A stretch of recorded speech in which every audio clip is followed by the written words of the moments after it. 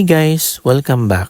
In today's video, I'll show you how to map out your route in Waze. If you want to plan your trip before you start driving, just follow these simple steps. First, open the Waze app on your phone and make sure your location services are turned on. Then tap the search bar and enter the destination you want to travel to. Once you selected your destination, Waze will calculate the best available routes based on current traffic conditions. Wait a few seconds for the route options to appear on your screen.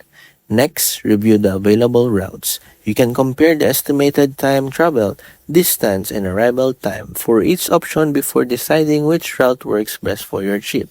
If you need to stop somewhere along the way, tap the search icon and add the stop before starting navigation. Waze will automatically update your route to include the destination additional. After you plan everything, tap Go to begin turn-by-turn navigation.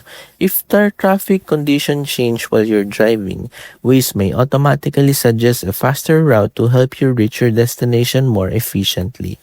Before you leave, double-check your route and make sure your GPS and internet connection are working properly for the best navigation experience. And that's it. That's how you can map out your route in Waze. If this video helped you, don't forget to like, subscribe, and see you in the next one.